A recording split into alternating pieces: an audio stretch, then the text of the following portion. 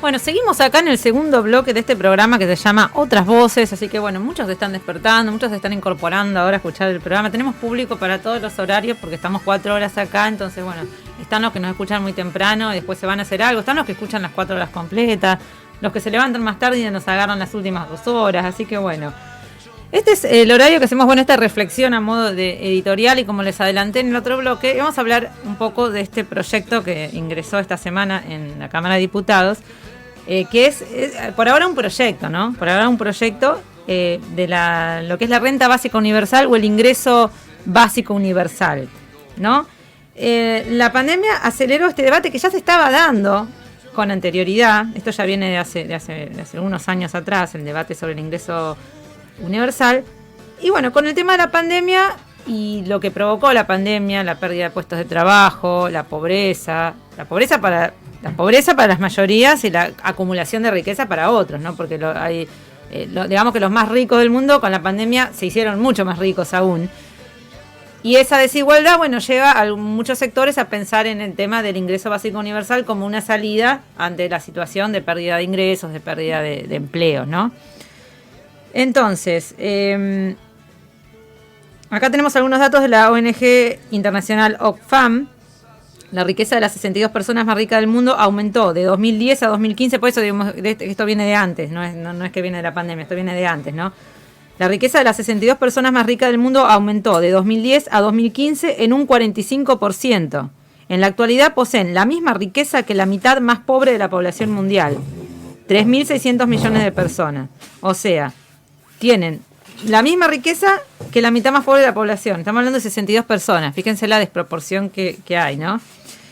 En 2010 era el patrimonio de 388 personas el que era igual a la mitad de la población mundial menos favorecida. O sea, en 2010 eran 388 personas, ahora son 62 personas. O sea, fíjense cómo se va concentrando la riqueza. Es un tema de desigualdad y de concentración a nivel mundial. Entonces, un escenario que nos hace Oxfam es, esto es a nivel mundial, no estamos hablando de Argentina, estamos hablando a nivel mundial. Destrucción del empleo, generador de ingresos, no riqueza para la mayoría de la humanidad en el régimen capitalista. Concentración de la riqueza en el 1% de la población, mayoritariamente varones.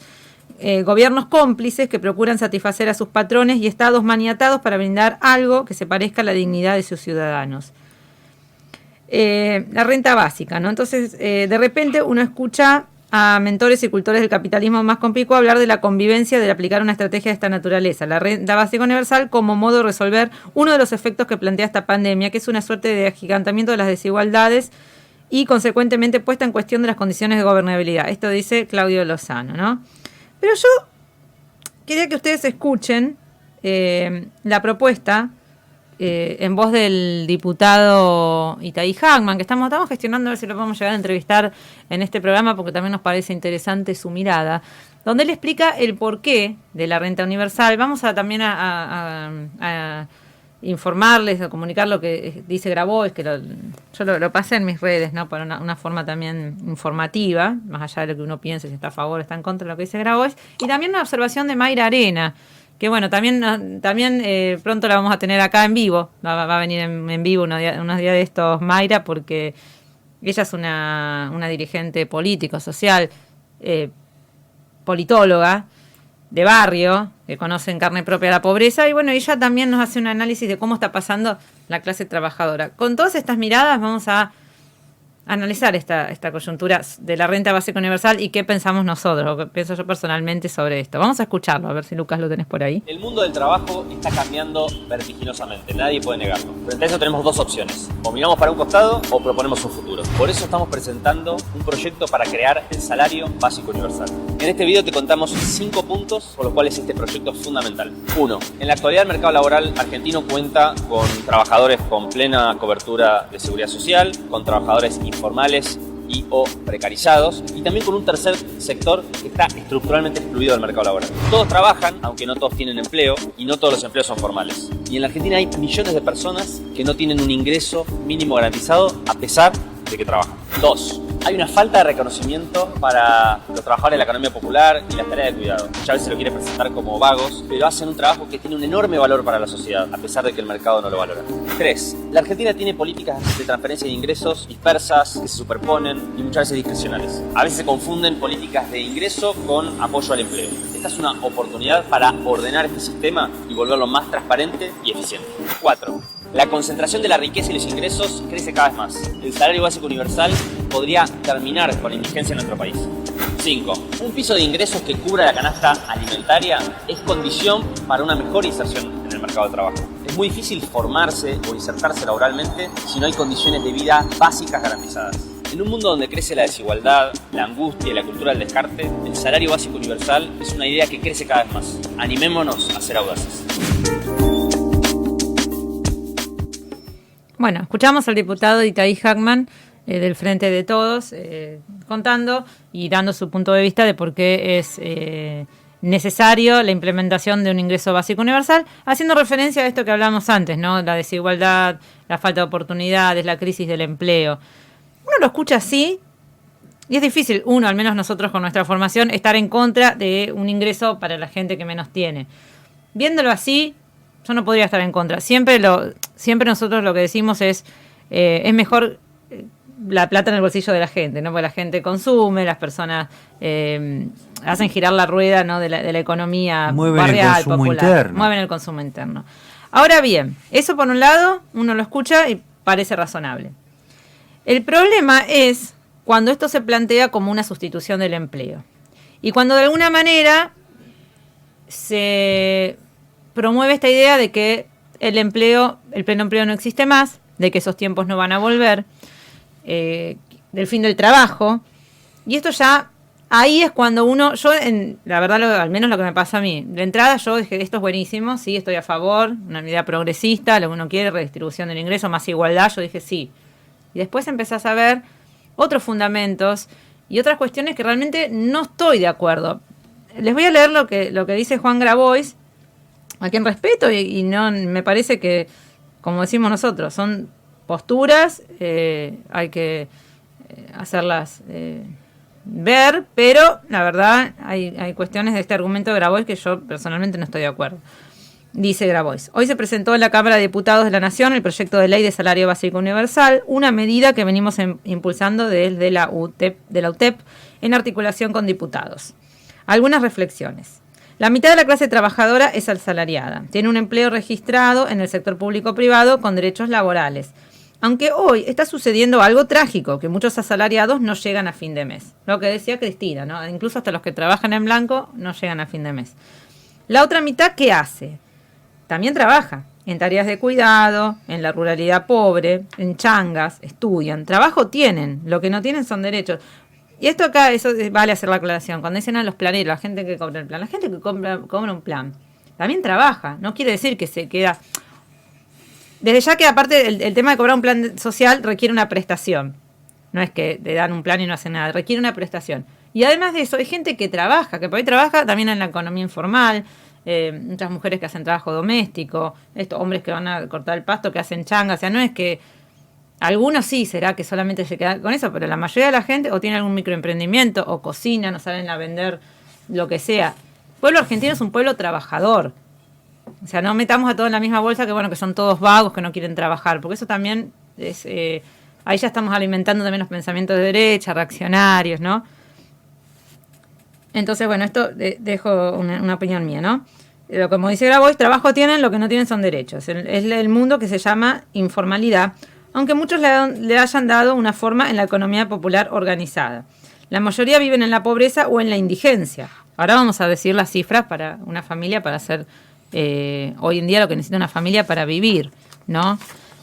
Acá lo tengo por acá medio traspapelado, pero bueno, seguimos. ¿Qué propuesta hay de los distintos proyectos de país para incluir a esa mitad, ¿no? Esta mitad que dice está fuera del sistema, vendría a ser. Una podría ser crear 10 millones de puestos de trabajo formal, empleo formal en el sector privado o en el sector público. Pero acá está lo que viene a mí mi preocupación, que esto la verdad no me gusta nada. Pero eso no va a suceder. Es la nostalgia del pleno empleo que no existe en esta fase neoliberal del capitalismo. Son espejitos de colores que venden los que no tienen ni la creatividad ni la honestidad intelectual para buscar alternativas reales a los problemas que sufrimos. O sea, está diciendo que es un espejismo de colores creer en el pleno empleo. Entonces, ahí esta parte ya no estoy de acuerdo. No como peronista, la verdad.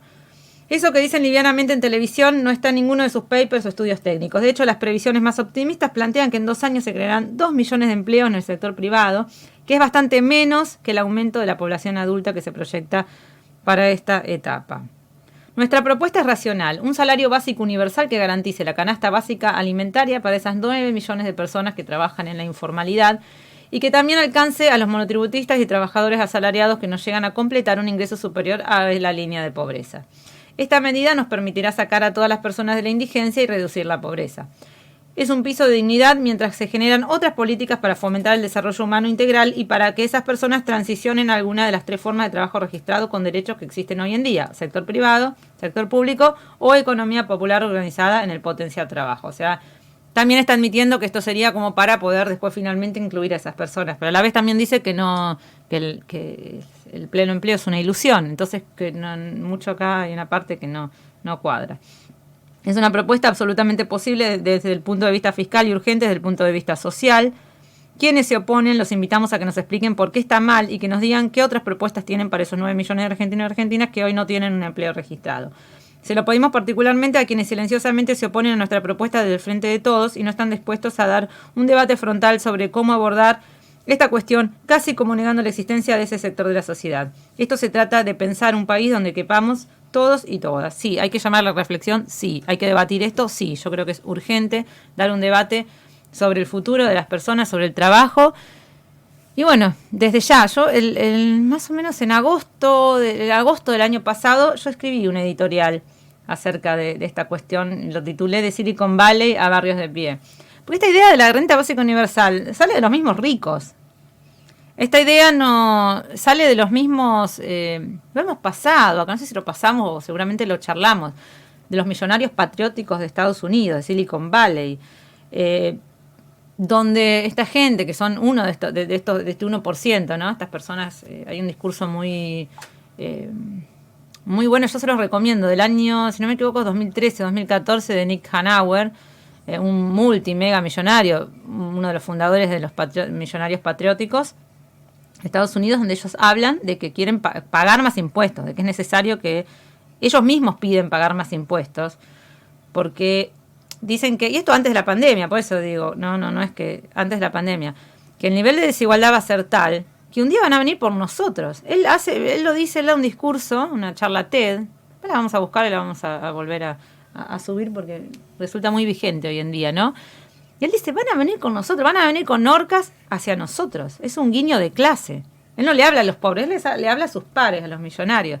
Pongamos más guita porque si no se nos van a... O sea, porque tanta desigualdad es insostenible. Él mismo lo dice, ¿no?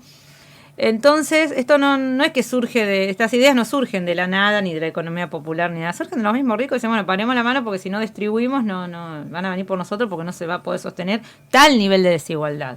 Con la pandemia, obviamente, esto de alguna manera se acelera. Ahora bien,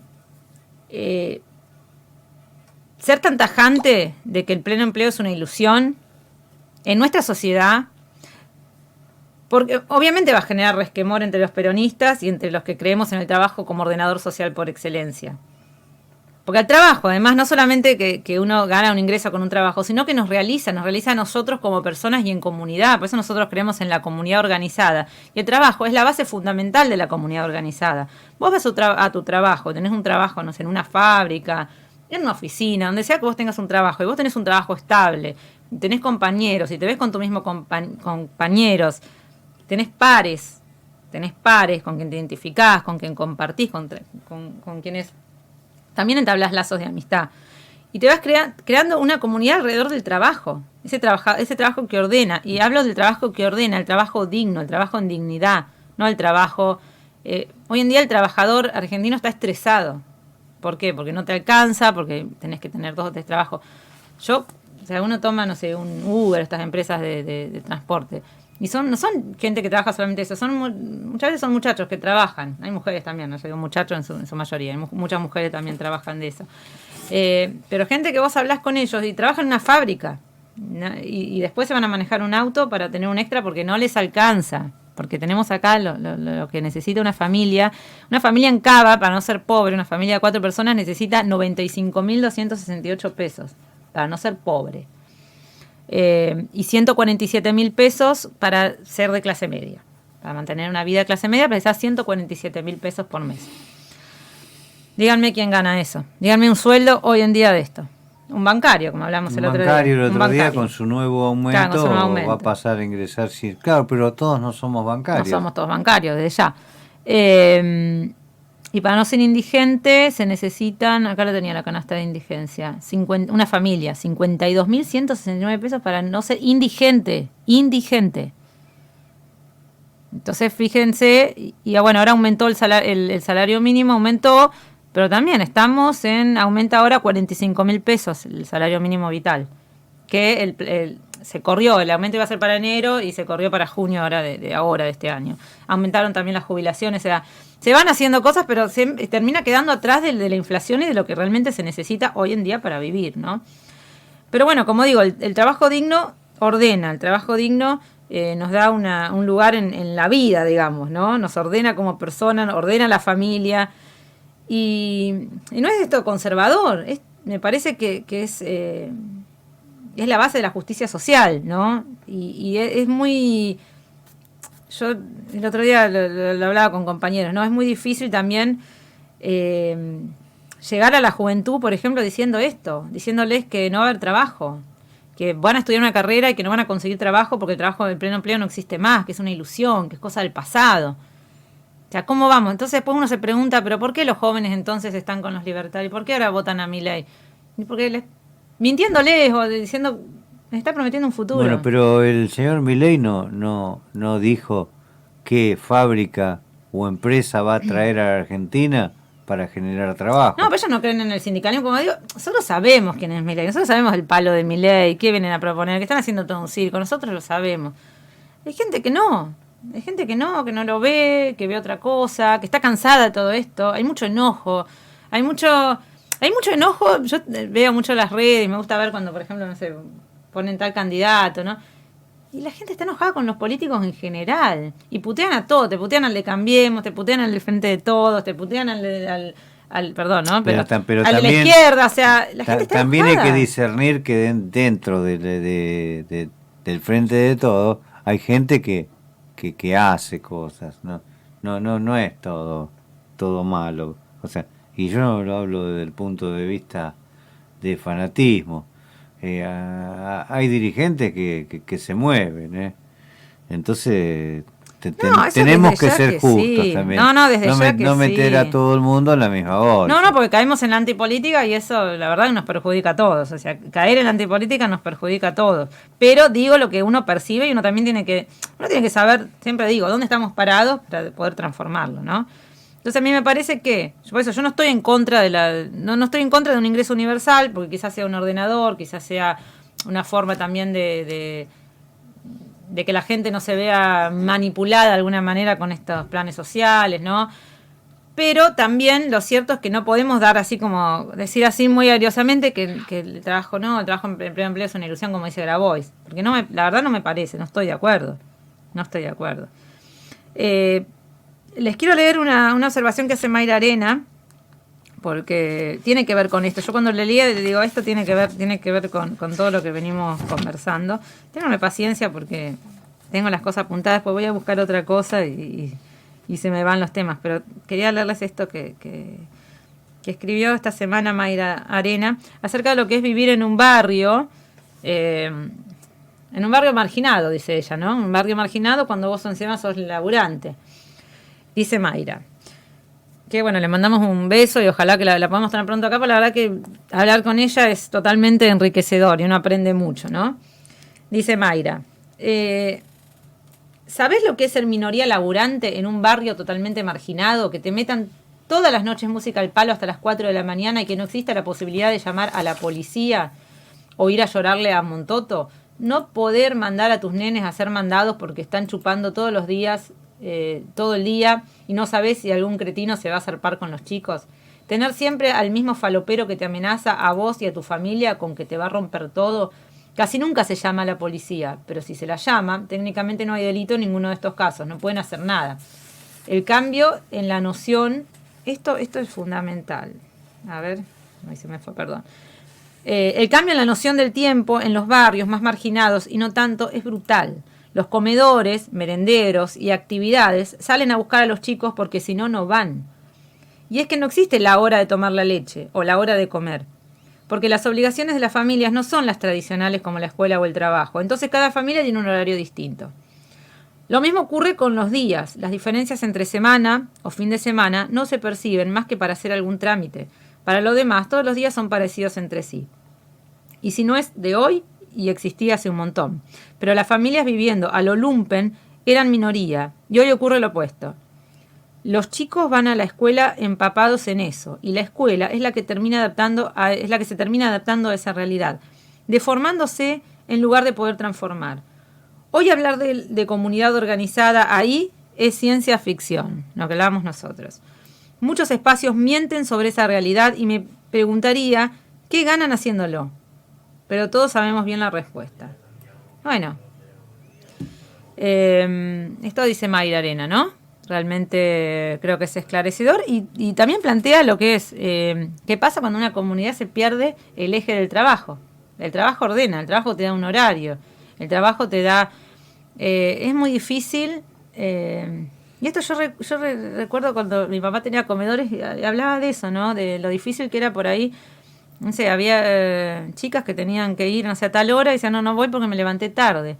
Sí, pero si tenés que darle de comer a tus chicos. Y el perder el horario, el perder decir, bueno, tengo a tal hora, tengo esta responsabilidad, tengo que ir a cumplir con esto. El trabajo es una disciplina. Totalmente. ¿No? Que uno tiene que incorporarla a sus hábitos de vida.